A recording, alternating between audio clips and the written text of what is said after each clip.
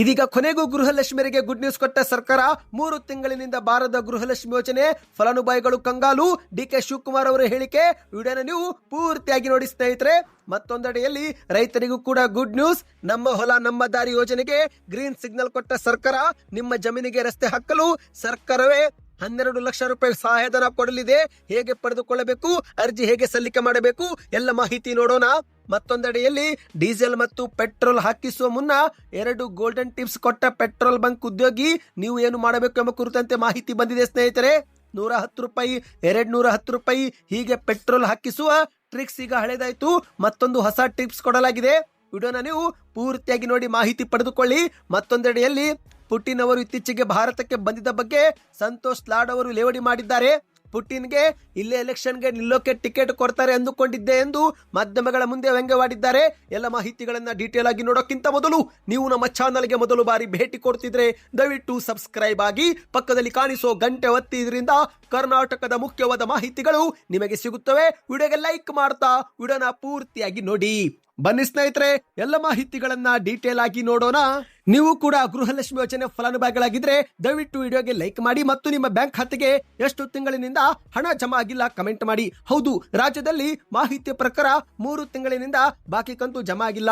ಆದರೆ ಬದಲಿಗೆ 5 ಕಂತು ಜಮಾ ಆಗಬೇಕು ಎಂದು ಬಿಜೆಪಿಯವರು ಹೇಳಿಕೆ ಕೊಟ್ಟಿದ್ದಾರೆ. ಹೌದು ಸ್ನೇಹಿತರೆ, 2025ರ ಫೆಬ್ರವರಿ ಮತ್ತು ಮಾರ್ಚ್ ತಿಂಗಳ 4,000 ರೂಪಾಯಿ ಗದಗ, ಹಾವೇರಿ ಸೇರಿದಂತೆ ಒಟ್ಟು 3 ಜಿಲ್ಲೆಗಳಿಗೆ ಹಣನೇ ಜಮಾ ಆಗಿಲ್ಲ ಎಂದು ದಾಖಲೆಗಳ ಸಮೇತ ಬಿಜೆಪಿಯವರು ಸದನದಲ್ಲಿ ಮಾಹಿತಿ ಕೊಟ್ಟಿದ್ದಾರೆ. ಹೌದು, ಬೆಳಗಾವಿಯಲ್ಲಿ ಚಳಿಗಾಲದ ಅಧಿವೇಶನ ಪ್ರಾರಂಭವಾಗಿದ್ದು ಈಗ ಕಳೆದ 2 ದಿನಗಳಿಂದ ವಿಧಾನಸಭೆಯಲ್ಲಿ ಗೃಹಲಕ್ಷ್ಮಿ ಯೋಜನೆ ಪ್ರತಿಧ್ವನಿಸಿದೆ ಸ್ನೇಹಿತರೆ. ವಿಧಾನಸಭೆಯ ವಿಪಕ್ಷ ನಾಯಕರಾಗಿರುವ ಆರ್ ಅಶೋಕ್ ಸೇರಿದಂತೆ ಹಲವರು ಗೃಹಲಕ್ಷ್ಮಿ ಯೋಜನೆ ಪ್ರಸ್ತಾಪಿಸಿ ಚರ್ಚೆಗೆ ಅವಕಾಶ ನೀಡಬೇಕು ಎಂದು ಆಗ್ರಹಿಸಿದ್ದಾರೆ.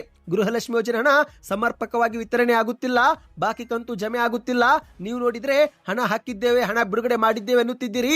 ಹಾಗಾದ್ರೆ ಯಾವ ಲಕ್ಷ್ಮಿ ಮನೆಗೆ ಆ ಒಂದು ಹಣ ಹೋಗುತ್ತಿದೆ ಸರ್ಕಾರ ಹೇಳಲಿ ಎಂದು ಬಿಜೆಪಿ ನಾಯಕರು ಸದನದ ಬಾವಿಗೆ ಇಳಿದು ಆಕ್ರೋಶ ವ್ಯಕ್ತಪಡಿಸಿದ್ದಾರೆ. ಬಿಜೆಪಿ ಈ ಬಗ್ಗೆ ಹೋರಾಟವೂ ಕೂಡ ಮಾಡುತ್ತೆ ಎಂದು ಈಗಾಗಲೇ ಆಕ್ರೋಶವೂ ಕೂಡ ವ್ಯಕ್ತಪಡಿಸಿದ್ದಾರೆ. ಇನ್ನು ಇದೇ ನಡುವೆ ಮಂಡ್ಯದಲ್ಲಿ ಕೇಂದ್ರದ ಸಚಿವ ಎಚ್ ಡಿ ಕುಮಾರಸ್ವಾಮಿ ಅವರು ಕೂಡ ಗೃಹಲಕ್ಷ್ಮಿ ಯೋಜನೆ ಬಗ್ಗೆ ಮಾತನಾಡಿದ್ದು, ಗೃಹಲಕ್ಷ್ಮಿ ಯೋಜನೆ ಹಣ ಕೊಡುತ್ತಿದ್ದಾರೋ ಬಿಡುತ್ತಿದ್ದಾರೋ ಗೊತ್ತಿಲ್ಲ, ಆದರೆ ಈ ಸರ್ಕಾರ ಬಂದ ನಂತರ ರಾಜ್ಯದಲ್ಲಿ ರೈತರ ಆತ್ಮಹತ್ಯೆಗಳು ನಡೆದಿದೆ, ಅದರ ಬಗ್ಗೆ ಯಾರು ಕೂಡ ಗಮನ ಹರಿಸುತ್ತಿಲ್ಲ ಎಂದು ಆಕ್ರೋಶ ವ್ಯಕ್ತಪಡಿಸಿದ್ದಾರೆ. ಗೃಹಲಕ್ಷ್ಮಿ ಯೋಜನೆ ಗ್ಯಾರಂಟಿ ಕೊಟ್ಟು ರೈತರ ಪರಿಸ್ಥಿತಿ ಎಲ್ಲಿಗೆ ತಂದಿಟ್ಟಿದ್ದಾರೆ ಎಂದು ಮಾಧ್ಯಮಗಳ ಮುಂದೆ ಕಿಡಿಕಾರಿದ್ದಾರೆ ಸ್ನೇಹಿತರೆ. ಗೃಹಲಕ್ಷ್ಮಿ ಯೋಜನೆ ಹಣ ಪ್ರತಿ ಬಾರಿ ಚುನಾವಣೆಗೆ ಬಂದಾಗ ಅಷ್ಟೇ ಕೊಡ್ತಾರೆ, ಒಟ್ಟಿಗೆ ಬಾಕಿ ಕಂತು ಜಮಾ ಮಾಡ್ತಾರೆ, ಅದನ್ನ ಜನರು ನೆನಪಿಟ್ಟುಕೊಳ್ತಾರೆ ಇವರನ್ನ ಎಂದು ಮಾಧ್ಯಮಗಳ ಮುಂದೆ ಹೇಳಿಕೆ ಕೊಟ್ಟಿದ್ದಾರೆ. ಇನ್ನು ಈ ಒಂದು ಗೃಹಲಕ್ಷ್ಮಿ ಯೋಜನೆ ಹಣ ಜಮೆ ಆಗಿಲ್ಲ ಎಂಬ ಒಂದು ಆರೋಪ ಕೇಳಿ ಬರುತ್ತಿದ್ದಂತೆ ಡಿಕೆ ಶಿವಕುಮಾರ್ ಅವರು ಪ್ರತಿಕ್ರಿಯಿಸಿ ಬಾಕಿ ಕಂತನ್ನ ಶೀಘ್ರವೇ ಜಮೆ ಮಾಡುವುದಾಗಿ ಹೇಳಿಕೆ ಕೊಟ್ಟಿದ್ದಾರೆ. ಹೌದು, ಬಿಜೆಪಿಯವರ ಆರೋಪದ ನಡುವೆ ಡಿಕೆ ಶಿವಕುಮಾರ್ ಅವರು ಮಾತನಾಡಿದ್ದು, ಗ್ಯಾರಂಟಿ ಯೋಜನೆ ಜಾರಿಗೆ ಬಗ್ಗೆ ನಮಗೆ ಬದ್ಧತೆ ಇದೆ. ಕೇಂದ್ರ ಸರ್ಕಾರ ಜಿಎಸ್ಟಿ ಪರಿಷ್ಕರಣೆ ಮಾಡುವ ಮೂಲಕ ರಾಜ್ಯದ ಆದಾಯ ಕಡಿಮೆ ಮಾಡಿದೆ. ವರ್ಷಕ್ಕೆ 10 ರಿಂದ 15 ಸಾವಿರ ಕೋಟಿ ಈಗ ನಮಗೆ ಕೊರತೆ ಆಗುತ್ತಿದೆ. ನಾವು ಕೊಟ್ಟ ಮಾತಿಗೆ ಬದ್ಧರಾಗಿದ್ದೇವೆ. ಗೃಹಲಕ್ಷ್ಮಿ ಯೋಜನೆ ಹಣ 1-2 ತಿಂಗಳು ಹೆಚ್ಚು ಕಮ್ಮಿ ಆಗಿದೆ, ಆದರೆ ಶೀಘ್ರವೇ ಎಲ್ಲಾ ತಿಂಗಳ ಹಣ ನಾವು ಜಮಾ ಮಾಡುತ್ತೇವೆ ಎಂದು ಡಿಕೆ ಶಿವಕುಮಾರ್ ಅವರು ಹೇಳಿದ್ದಾರೆ. ಬಿಜೆಪಿಯವರು ಗೃಹಲಕ್ಷ್ಮಿ ಯೋಜನೆ ಬಗ್ಗೆ ಮಾತನಾಡುತ್ತಿದ್ದಾರೆ. ಆದರೆ ಬಿಜೆಪಿಯವರು ಬೇರೆ ಬೇರೆ ರಾಜ್ಯಗಳಲ್ಲಿ ತಾವು ಕೊಟ್ಟ ಮಾತಿನಂತೆ ಗ್ಯಾರಂಟಿ ಯೋಜನೆಯನ್ನು ಜಾರಿಗೆ ತರಲಿ ಎಂದು ಸವಾಲು ಕೂಡ ಹಾಕಿದ್ದಾರೆ. ಕೇಂದ್ರದ ಸರ್ಕಾರವು ಕರ್ನಾಟಕದ ನೀರಾವರಿ ಯೋಜನೆಗೆ ಘೋಷಣೆ ಮಾಡಿದ ಅನುದಾನ ಇದುವರೆಗೆ ಕೊಟ್ಟೇ ಇಲ್ಲ. ಭದ್ರಾ ಮೇಲ್ದಂಡೆ ಯೋಜನೆಗೆ 5,300 ಕೋಟಿ ನೀಡಿಲ್ಲ. ಮಹದಾಯಿ ವಿಚಾರವಾಗಿ ಅನುಮತಿ ನೀಡಿಲ್ಲ. ಈ ಬಗ್ಗೆ ಬಿಜೆಪಿ ಯಾಕೆ ಮಾತನಾಡುತ್ತಿಲ್ಲ ಎಂದು ಡಿಕೆ ಶಿವಕುಮಾರ್ ಅವರು ತಿರುಗೇಟು ಕೊಟ್ಟಿದ್ದಾರೆ. ನೀವು ಕೂಡ ಗೃಹಲಕ್ಷ್ಮಿ ಯೋಜನೆ ಫಲಾನುಭವಿಗಳಾಗಿದ್ರೆ ಕಮೆಂಟ್ ನಲ್ಲಿ ನಿಮ್ಮ ಬ್ಯಾಂಕ್ ಖಾತೆಗೆ ಹಣ ಜಮಾ ಆಗದೆ ಎಷ್ಟು ತಿಂಗಳು ಕಳೆದು ಹೋಯಿತು ಕಮೆಂಟ್ ಮಾಡಿ. ಈಗ ರೈತರಿಗೆ ಒಂದು ಸರ್ಕಾರ ಭರ್ಜರಿ ಸಿಹಿ ಸುದ್ದಿ ಕೊಟ್ಟಿದೆ. ನೀವು ಕೂಡ ರೈತರಾಗಿದ್ದು ಜಮೀನು ಹೊಲ ಹೊಂದಿದ್ರೆ ನಿಮಗಿದೊಂದು ಮುಖ್ಯವಾದ ಮಾಹಿತಿ. ಹೌದು, ರಾಜ್ಯ ಸರ್ಕಾರ ನಮ್ಮ ಹೊಲ ನಮ್ಮ ದಾರಿ ಯೋಜನೆಗೆ ಗ್ರೀನ್ ಸಿಗ್ನಲ್ ಕೊಟ್ಟಿದೆ. ನಿಮ್ಮ ಹೊಲದಲ್ಲಿ ರಸ್ತೆ ನಿರ್ಮಿಸಲು ಸರ್ಕಾರದಿಂದಲೇ ನಿಮಗೆ 12,50,000 ರೂಪಾಯಿ ಸಹಾಯಧನ ಸಿಗಲಿದೆ. ಹೌದು ಸ್ನೇಹಿತರೆ, ಅರ್ಜಿ ಸಲ್ಲಿಕೆ ಮಾಡಿದ ಅರ್ಹ ರೈತರಿಗೆ ನಮ್ಮ ಹೊಲ ನಮ್ಮ ದಾರಿ ಎಂಬ ಯೋಜನೆಯಡಿಯಲ್ಲಿ ರಸ್ತೆ ನಿರ್ಮಿಸಲು ಪ್ರತಿ ಕಿಲೋಮೀಟರ್ಗೆ 12 ಲಕ್ಷ ರೂಪಾಯಿ ಸಹಾಯಧನ ಕೊಡಲು ರಾಜ್ಯ ಸರ್ಕಾರ ಗ್ರೀನ್ ಸಿಗ್ನಲ್ ಕೊಟ್ಟಿದೆ. ನೀವು ಕೂಡ ರೈತರಾಗಿದ್ರೆ ನಿಮಗಿದೊಂದು ಗುಡ್ ನ್ಯೂಸ್ ಆಗಿದೆ ಸ್ನೇಹಿತರೆ.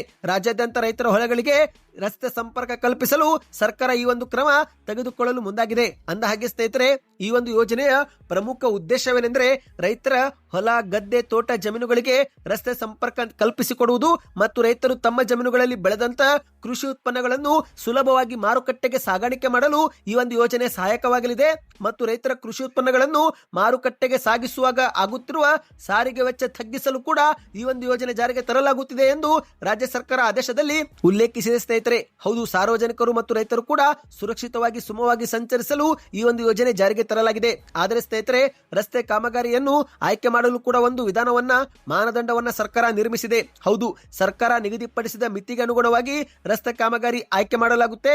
ಅತಿ ಹೆಚ್ಚು ಬಳಕೆಯಾಗುವ ಮತ್ತು ಹೆಚ್ಚಿನ ರೈತರು ಅವಲಂಬಿತವಾದ ರಸ್ತೆಗಳನ್ನು ಮಾತ್ರ ಆಯ್ಕೆ ಮಾಡಲಾಗುತ್ತೆ ಎಂದು ಹೇಳಲಾಗಿದೆ ಸ್ನೇಹಿತರೆ. ಈ ಬಗ್ಗೆ ನಿಮಗೆ ಒಂದು ಸಪರೇಟ್ ವಿಡಿಯೋ ಬೇಕಂದ್ರೆ ಕಮೆಂಟ್ ನಲ್ಲಿ ಪ್ರತಿಯೊಬ್ಬರು ನಮ್ಮ ಹೊಲ ನಮ್ಮ ದಾರಿ ಯೋಜನೆ ಎಂದು ಕಮೆಂಟ್ ಮಾಡಿ ಸ್ನೇಹಿತರೆ. ಪೂರ್ತಿಯಾಗಿ ಒಂದು ಸಪರೇಟ್ ವಿಡಿಯೋ ಮಾಡಿಕೊಂಡು ಬರುತ್ತೇವೆ. ಯಾಕಂದ್ರೆ ಆದೇಶ ಒಂದು ಬಹಳ ದೊಡ್ಡದಾಗಿರುವುದರಿಂದ ಹಲವು ನಿಯಮಗಳನ್ನ ಉಲ್ಲೇಖ ಮಾಡಲಾಗಿದೆ. ಆ ಬಗ್ಗೆ ನಿಮಗೆ ಒಂದು ಸಪರೇಟ್ ವಿಡಿಯೋ ಮಾಹಿತಿ ಬೇಕಂದ್ರೆ ಕಮೆಂಟ್ ಮಾಡಿ. ಇನ್ನೀಗ ಮತ್ತೊಂದು ಮಾಹಿತಿಗೆ ಹೋಗೋಣ. ನಿಮ್ಮ ಹತ್ತಿರವೂ ಕೂಡ ಪೆಟ್ರೋಲ್ ಅಥವಾ ಡೀಸೆಲ್ ವಾಹನವಿದ್ರೆ ನಿಮಗೆ ಒಂದು ಮುಖ್ಯವಾದ ಮಾಹಿತಿ. ಹೌದು ಸ್ನೇಹಿತರೆ, ಪ್ರತಿ ಬಾರಿ 110 ರೂಪಾಯಿ 210 ರೂಪಾಯಿ ಹೀಗೆ ಪೆಟ್ರೋಲ್ ಹಾಕಿಸುವುದನ್ನು ನಾವು ನೋಡಿದ್ದೇವೆ. ಆದ್ರೆ ಆ ಒಂದು ಟ್ರಿಕ್ಸ್ ಈಗ ಹಳೆದಾಗಿದೆ. ಇದೀಗ ಪೆಟ್ರೋಲ್ ಬಂಕ್ ನಲ್ಲಿ ಕೆಲಸ ಮಾಡುವ ಉದ್ಯೋಗಿಯೊಬ್ಬರು 2 ಗೋಲ್ಡನ್ ಟಿಪ್ಸ್ ಅನ್ನ ಕೊಟ್ಟಿದ್ದಾರೆ. ಹೌದು, ಪೆಟ್ರೋಲ್ ಅಥವಾ ಡೀಸೆಲ್ ಭರ್ತಿ ಮಾಡುವಾಗ ನಮಗೆ ಸರಿಯಾದ ಪ್ರಮಾಣದ ಇಂಧನ ಸಿಗುತ್ತಾ ಎಂಬ ಒಂದು ಅನುಮಾನ ಪ್ರತಿಯೊಬ್ಬ ವಾಹನ ಸವಾರನ ಮನಸ್ಸಿನಲ್ಲಿ ಇದ್ದೇ ಇರುತ್ತೆ. ಕೆಲವರು ಈ ಒಂದು ಗೊಂದಲ ನಿವಾರಿಸಲೆಂದೇ 100 ರೂಪಾಯಿ 200 ರೂಪಾಯಿ ಅಥವಾ 500 ರೂಪಾಯಿ ಬದಲಿಗೆ 110 210 310 ಇಂತಹ ವಿಚಿತ್ರ ಮೊತ್ತಕ್ಕೆ ತುಂಬಿಸುತ್ತಾರೆ. ಅಂದ್ರೆ ಅವರಿಗೆ ಮೋಸವಾಗೋದಿಲ್ಲ ಎಂಬ ಒಂದು ನಂಬಿಕೆ ಇದೆ. ಆದ್ರೆ ಸ್ನೇಹಿತರೆ, ಈ ರೀತಿ ಮಾಡುವುದರಿಂದಲೂ ಕೂಡ ಯಾವುದೇ ಉಪಯೋಗವಿಲ್ಲವೆಂದು ಪೆಟ್ರೋಲ್ ಪಂಪ್ನ ಒಬ್ಬ ಉದ್ಯೋಗಿ ಹೇಳಿಕೆಯನ್ನು ಕೊಟ್ಟಿದ್ದು ಆ ಒಂದು ವಿಡಿಯೋ ಭಾರಿ ವೈರಲ್ ಆಗಿದೆ. ಹೌದು ಸ್ನೇಹಿತರೆ, ಪೆಟ್ರೋಲ್ ಪಂಪ್ ನಲ್ಲಿ ಕೆಲಸ ಮಾಡುವ ಉದ್ಯೋಗಿಯೊಬ್ಬರು ಇಂಧನ ಭರ್ತಿ ಮಾಡುವಾಗ ಸರಿಯಾದ ಮತ್ತು ವಿಶ್ವಾಸಾರ್ಹ ತೈಲ ಪಡೆಯಲು ಜನರು ಏನು ಮಾಡಬೇಕು ಎಂಬ ಕುರಿತಂತೆ 2 ಪ್ರಮುಖ ಮಾರ್ಗಗಳನ್ನ ಬಹಿರಂಗಪಡಿಸಿದ್ದಾರೆ. ಮೊದಲಿಗೆ ಸ್ನೇಹಿತರೆ, ಇಂಧನದ ಸಾಂದ್ರತೆ ಪರಿಶೀಲಿಸಿ. ಹೌದು, ಡೆನ್ಸಿಟಿಯನ್ನು ನೀವು ಚೆಕ್ ಮಾಡಿಕೊಳ್ಳಬೇಕು. ನಿಖರವಾದ ಇಂಧನ ಪಡೆಯಲು ನೀವು ಗಮನಿಸಬೇಕಾದ ಮೊದಲ ಮತ್ತು ಮುಖ್ಯ ಅಂಶವೇನೆಂದ್ರೆ ತೈಲದ ಸಾಂದ್ರತೆ. ಪೆಟ್ರೋಲ್ ವಾಹನವಿದ್ರೆ 720 ರಿಂದ 775 ನಡುವೆ ಪೆಟ್ರೋಲ್ ಸಾಂದ್ರತೆ ಇರಬೇಕು ಮತ್ತು ಡೀಸೆಲ್ ಸಾಂದ್ರತೆ 820 ರಿಂದ 860 ನಡುವೆ ಇರಬೇಕು ಎಂದು ಅವರು ವಿಡಿಯೋದಲ್ಲಿ ತಿಳಿಸಿದ್ದಾರೆ. ಹೌದು ಸ್ನೇಹಿತರೆ, ಸಾಂದ್ರತೆಯು ಇಂಧನದ ಶುದ್ಧತೆಯನ್ನ ಸೂಚಿಸುತ್ತೆ ಮತ್ತು ಅದು ಯಾವುದೇ ಕಲಬೆರಕೆ ಆಗಿಲ್ಲ ಎಂಬ ಕುರಿತಂತೆ ಖಚಿತಪಡಿಸುತ್ತೆ. ಸಾಂದ್ರತೆಯು ಈ ನಿರ್ದಿಷ್ಟ ವ್ಯಾಪ್ತಿಯಲ್ಲಿದ್ದರೆ ಮಾತ್ರ ನಿಮ್ಮ ವಾಹನಕ್ಕೆ ಇಂಧನ ತುಂಬಿಸಿಕೊಳ್ಳುವುದು ಸುರಕ್ಷಿತ ಎಂದು ಹೇಳಲಾಗಿದೆ. ಇನ್ನು 2ನೇ ಪ್ರಮುಖ ಅಂಶ ಮೀಟರ್ನ 2ನೇ ಅಂಕಿ ಗಮನಿಸಬೇಕಂತೆ ಸ್ನೇಹಿತರೆ. ಹೌದು, ಇಂಧನ ತುಂಬುವ ಮೊದಲು ಎಲ್ಲರೂ ಕೂಡ 0 ಇಂದ ಪ್ರಾರಂಭವಾಗುವುದನ್ನು ನೋಡುತ್ತಾರೆ. ಆದರೆ ಇದರ ನಂತರ ಅಂಕಿಗಳ ಮೇಲೆ ನೀವು ನಿಜವಾಗಿ ಗಮನ ಹರಿಸಬೇಕು ಸ್ನೇಹಿತರೆ. 0 ನಂತರ ಮೀಟರ್ನ ಓದುವಿಕೆ 5ರಷ್ಟು ಹೆಚ್ಚಾಗಬೇಕಂತೆ. ಒಂದೊಮ್ಮೆ ಮೀಟರ್ ನೇರವಾಗಿ 0 ಇಂದ 10 12 ಅಥವಾ 15ಕ್ಕೆ ಜಿಗಿದ್ರೆ ಆಗ ನೀವು ತಕ್ಷಣವೇ ಅನುಮಾನ ವ್ಯಕ್ತಪಡಿಸಬೇಕು. ಯಾಕಂದ್ರೆ ಈ ಒಂದು ಪೆಟ್ರೋಲ್ ಪಂಪ್ ಯಂತ್ರದಲ್ಲಿ ಅಕ್ರಮ ನಡೆದಿದೆ ಎಂಬ ಒಂದು ಸಂಕೇತ ಇದು ಸೂಚಿಸುತ್ತೆ ಎಂದು ಅವರು ವಿಡಿಯೋದಲ್ಲಿ ತಿಳಿಸಿದ್ದಾರೆ. ಸದ್ಯ ಈ ಒಂದು ವಿಡಿಯೋ ಇನ್ಸ್ಟಾಗ್ರಾಮ್ ನಲ್ಲಿ ಲಕ್ಷಾಂತರ ವೀಕ್ಷಣೆ ಪಡೆದುಕೊಂಡಿದ್ದು ವೀಕ್ಷಕರು ಕೂಡ ಈ ಒಂದು ಮಾಹಿತಿ ಅತ್ಯಂತ ಉಪಯುಕ್ತ ಎಂದು ಕಮೆಂಟ್ ಕೂಡ ಮಾಡಿದ್ದಾರೆ ಸ್ನೇಹಿತರೆ. ಬನ್ನಿದೀಗ ಕೊನೆಯ ಮುಖ್ಯವಾದ ಮಾಹಿತಿಗೆ ಹೋಗೋಣ. ಇತ್ತೀಚೆಗೆ ರಷ್ಯಾ ಅಧ್ಯಕ್ಷ ವ್ಲಾಡಿಮಿರ್ ಪುಟಿನ್ ಅವರು ಭಾರತಕ್ಕೆ ಬಂದಿದ್ರು. ಇದೇ ಒಂದು ವಿಚಾರ ಕುರಿತಂತೆ ಸಂತೋಷ್ ಲಾಡ್ ಅವರು ಲೇವಡಿ ಮಾಡಿದ್ದಾರೆ.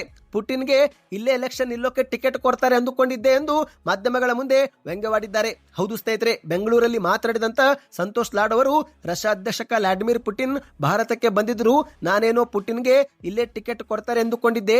ಮೋದಿ ಪುಟಿನ್ ಫ್ರೆಂಡ್ಶಿಪ್ ಎಷ್ಟಿದೆ ಅನ್ನೋದನ್ನ ಎಲ್ಲರೂ ಕೂಡ ತೋರಿಸುತ್ತಾರೆ. ಆದ್ರೆ ಇದರಿಂದ ನಮಗೇನು ಲಾಭ ಅನ್ನೋದು ಯಾರಿಗೂ ಕೂಡ ಗೊತ್ತೇ ಇಲ್ಲ ಎಂದು ಕಾರ್ಮಿಕ ಸಚಿವ ಸಂತೋಷ್ ಲಾಡ್ ಅವರು ಹೇಳಿಕೆ ಕೊಟ್ಟಿದ್ದಾರೆ ಸ್ನೇಹಿತರೆ. ಮಾಧ್ಯಮಗಳ ಮುಂದೆ ಮತ್ತೆ ಮುಂದಿರುವುದು ಮಾತನಾಡಿದ ಇವರು, ಡಾಲರ್ ಬಗ್ಗೆ ಮೊದಲಿಂದಲೂ ಕೂಡ ನಾನು ಹೇಳಿಕೆ ಕೊಡುತ್ತಲಿದ್ದೇನೆ. ಇದು ಮೋದಿ ವಿರುದ್ಧವಲ್ಲ, ವಾಸ್ತವ ನಾನು ಹೇಳುತ್ತಿದ್ದೇನೆ. ಡಾಲರ್ ಎದುರು ರೂಪಾಯಿ 90 ರೂಪಾಯಿ ದಾಟಿ ಹೋಗಿದೆ. ಕೇಂದ್ರ ಸರ್ಕಾರ 100 ಸ್ಮಾರ್ಟ್ ಸಿಟಿ ಮಾಡುತ್ತೇವೆ ಎಂದಿದ್ರು. 33 ಸ್ಮಾರ್ಟ್ ಸಿಟಿ ಮಾತ್ರ ಆರಂಭ ಮಾಡಿದ್ದಾರೆ. ಅದರಲ್ಲಿ ಕೇಂದ್ರ ಸರ್ಕಾರದ ರಿಪೋರ್ಟ್ ಪ್ರಕಾರ 18% ಮಾತ್ರ ಅಚೀವ್ಮೆಂಟ್ ಆಗಿದೆ ಎಂದು ಮಾಧ್ಯಮಗಳ ಮುಂದೆ ಕಿಡಿಕಾರಿದ್ದಾರೆ. ಇನ್ನು ಇದರ ನಡುವೆ ರಾಜ್ಯದ ಮುಖ್ಯಮಂತ್ರಿ ಸಿದ್ದರಾಮಯ್ಯ ಮತ್ತು ಉಪಮುಖ್ಯಮಂತ್ರಿ ಡಿ.ಕೆ. ಶಿವಕುಮಾರ್ ಅವರು ಧರಿಸುವ ವಾಚ್ ಬಗ್ಗೆ ಕೇಳಿ ಬರುತ್ತಿರುವ ಆರೋಪದ ಬಗ್ಗೆ ಮಾತನಾಡಿದ ಸಂತೋಷ್ ಲಾಡ್ ಅವರು, ಅಲ್ಲ ರೀ, ಸಿಎಂ ಮತ್ತು ಡಿಸಿಎಂ ವಾಚ್ ಬಗ್ಗೆ ಮಾತನಾಡ್ತಿದ್ದಾರೆ. ಆದ್ರೆ ಮೋದಿ ಸಾಹೇಬರು 9,000 ಕೋಟಿ ರೂಪಾಯಿ ಫ್ಲೈಟ್ ಉಪಯೋಗ ಮಾಡ್ತಾರೆ. ಅವರ ಸೂಟು ಮತ್ತು ಅವರ ಗ್ಲಾಸ್ ಬಗ್ಗೆ ಯಾರು ಮಾತನಾಡಲ್ಲ ಎಂದು ಮಾಧ್ಯಮಗಳ ಮುಂದೆ ತಿಳಿಸಿದ್ದಾರೆ ಸ್ನೇಹಿತರೆ. ಕಳೆದ 10 ವರ್ಷದಲ್ಲಿ ಅದಾನಿ ಸಂಪತ್ತು ಹೆಚ್ಚಾಗಿದೆ. ಏರ್ಪೋರ್ಟು ಅದಾನಿ ಹಿಡಿತದಲ್ಲಿದೆ. ಎಷ್ಟು ಪಬ್ಲಿಕ್ ಸೆಕ್ಟರ್ ಇವರು ಕಂಪನಿ ಆರಂಭ ಮಾಡಿದ್ದಾರೆ. LIC 58,000 ಕೋಟಿ ರೂಪಾಯಿ ಹಣ ಅದಾನಿ ಅಂಬಾನಿಗೆ ಕೊಟ್ಟಿದ್ದಾರೆ ಎಂದು ಮಾಧ್ಯಮಗಳ ಮುಂದೆ ಆಕ್ರೋಶ ವ್ಯಕ್ತಪಡಿಸಿದ್ದಾರೆ. ಸದ್ಯಕ್ಕೆ ಎಷ್ಟೇ ಸ್ನೇಹಿತರೆ, ಈ ಮಾಹಿತಿ ಇಷ್ಟವಾಗಿದ್ರೆ ವಿಡಿಯೋಗೆ ಲೈಕ್ ಮಾಡಿ, ಹೆಚ್ಚಿನ ಮಾಹಿತಿಗೋಸ್ಕರ ಚಾನಲ್ಗೆ ಸಬ್ಸ್ಕ್ರೈಬ್ ಆಗಿ.